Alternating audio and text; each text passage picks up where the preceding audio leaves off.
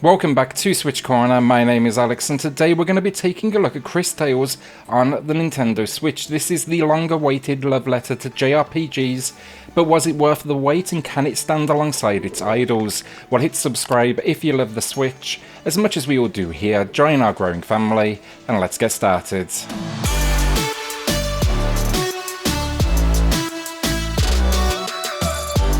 It's a story, and you will take on the role of Crisbell, a young girl and orphan who, opening the game, inherits time magic abilities. They give Crisbell not only the ability to see the past, present and future, but change them as well. Now, quickly opening the game, you do learn of a war that took place in history. This was led by the Time Empress.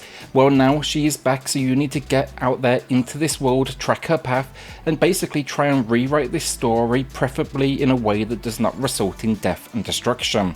I enjoyed the story. As with any JRPG, you quickly assemble a team of companions, and that continues throughout with some solid personalities, and the story, it has a decent speed to it, moving you from location to location.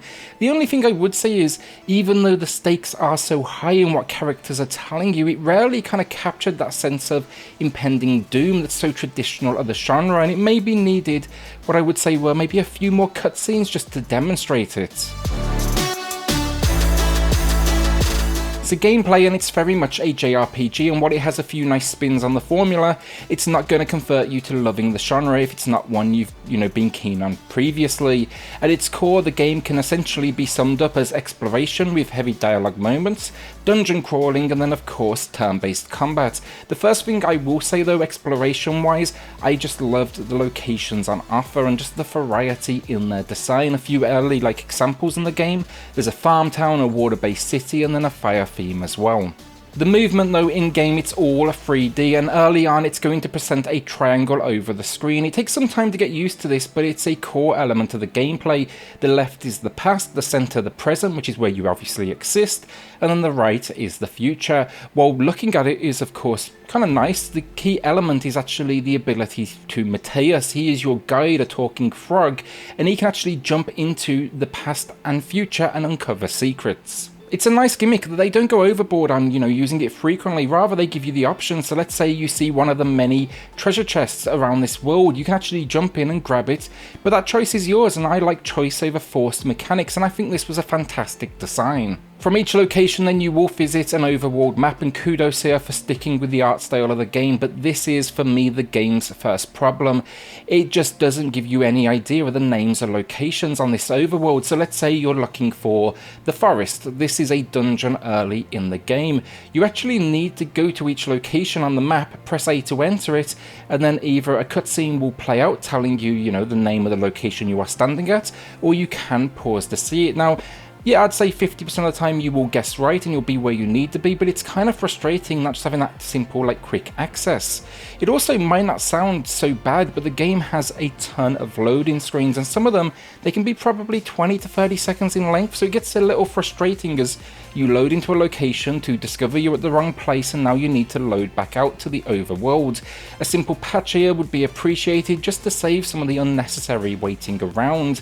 These load screens, they are everywhere though as well, and it for sure took away from my enjoyment for at least the first few hours until I kind of got used to it, just because it feels like it impacts the pacing. Even the battles, they are started and ended with load screens, and traditionally in JRPGs they kind of throw you straight into the action after a very quick transition. Thankfully though, that combat is great fun. Now, the initial cast, it's made up of 3, but eventually you will be meeting others and adding them to the crew. There's a cyborg as one of the first examples, also a fellow mage. Each though has their place in battle, and here you can expect the usual classes from support to heavy to magic. The combat's twist though here to keep you just a little more involved than the usual simple menu selection. It's simple this as well, but it's a good one. It kept me locked in throughout, but when you land an attack, you need to press A again to either double up that attack or maybe land more damage. It's simple, but you just feel like you're so much more involved. At first as well, the combat was actually pretty tough. The first boss moment just kept on destroying me, but once you get the idea, it is actually one of the easier JRPG experiences out there. It just kind of comes with a learning curve of uncovering which characters can show you opponent's stats, what magic works against different types, but also then you need to leverage Crisbell's time shift ability, which we'll get to a little bit later. Basically though, you can send those on the left of the screen to the past and those on the right to the future. Also then you'll need to be doing things like managing your health and other meters. That's going to be essential, and this is kind of cool here because Crisbell works off of magic, so MP, but then another one overheats, so they have a heat meter. It has a few little twists to this that you wouldn't expect to see, and I like that. It kind of drove to the characters feeling unique on the battlefield. A quick example for Crisbell then, let's say you use one character to drop poison or water in the present, use Crisbell to send them to the future, watch all the damage now take place because of course time has moved on. The combat in this game, it is very traditional in the sense you can run away, go to war and leverage special skills, but all these little tweaks make for something that definitely feels a little more different. On top of all of this then you can buy items, so think for like health or buffers. The enemies, they're similar for each location, but you can see the evolution as you progress through these different like dungeons. You know, the threat's getting more real. Also, I will say no enemies can be seen in the dungeon, and they do kick in randomly, which won't be for everyone.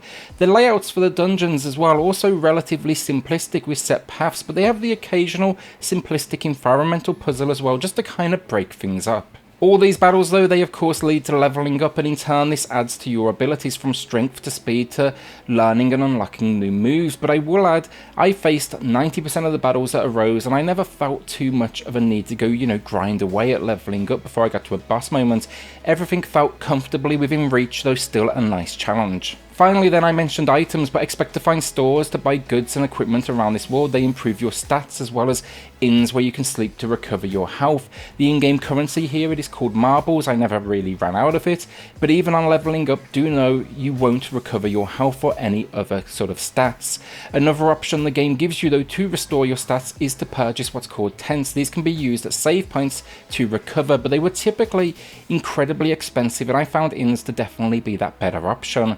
If that didn't give it away, also no autosave or saving anywhere. There is specific circle locations in the world where you can plant a sword and save away. So problems outside of the lack of labels on the overworld, or any location in fact, I wasn't a huge fan of the menu system. They just feel a little clunky. The opening page gives you stats and a location name, but applying equipment or using skills in the world, it just felt a little bit clunky in their use. Now the same thing can be said for the quest log, where you can see main quests as well as the side quests. You know, you're going to come across those side quests very occasionally, but it just felt like it was almost buried a little bit too deep.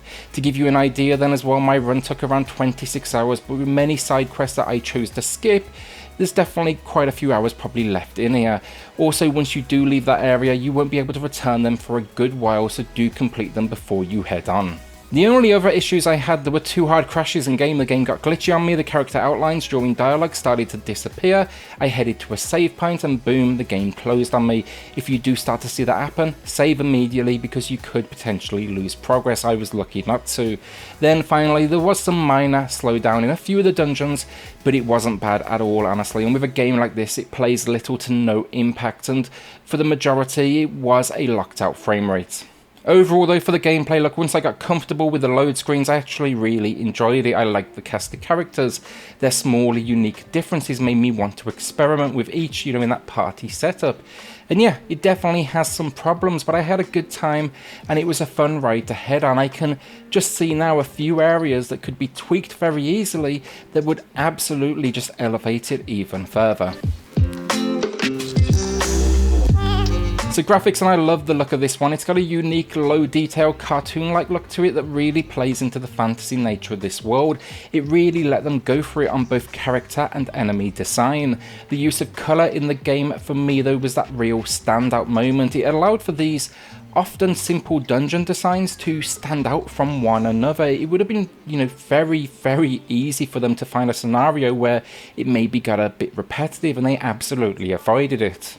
Character models though, and particularly the animations in battle, they definitely stand out as well. And then these characters, they look just as good as pop-ups during dialogue moments. The game even has the occasional cutscene as well, and I wish we got more of these because they are fantastic, especially the intro video as you do boot up the game. This for me is where the story almost stumbles, because as I mentioned at the beginning, the in-game engine that they use for many of these cutscenes just can't deliver on the sense of scale of the scenario that is playing out, and I think maybe a few more all-out animated scenes, they would have gone a long way seeing this kind of destruction take place.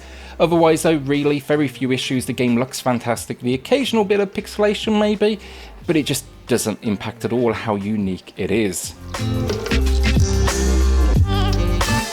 So the audio finally, and we get some basic attack sounds, some interaction, think like crumbling rocks and water for example, but the real focus was two things: the music, which for me, it's not the best JRPG soundtrack ever, but it is a good time matching the tone of the moment, especially the battle music. Really did like that, that was really great stuff. And then it's also fully voice acted, this one. That's impressive given the scale of the script, and it adds a lot to the personality of course, your growing party. Overall, the voice acting, it is decent quality as well, so yeah, no complaints from me. Maybe the occasional line and acting kind of misses, but very small complaint in what is overall an impressive show of sound design. So the final verdict, and Cris Tales, it joins the Switch declaring its love for the JRPG world, and for the most part I think it succeeds. World is unique, the characters are fun to learn about, the combat adds just a little extra to make it feel more involved, and I cared about the story. What lets it down though is a few cumbersome menus, a story that in words sounds as scary as it should, but they struggle to kind of demonstrate that visually, and then there is some frustrating load times and map designs that definitely need to be tweaked. Just give us labels, tell us the name of the locations we are looking at, just to save us a whole lot of hassle.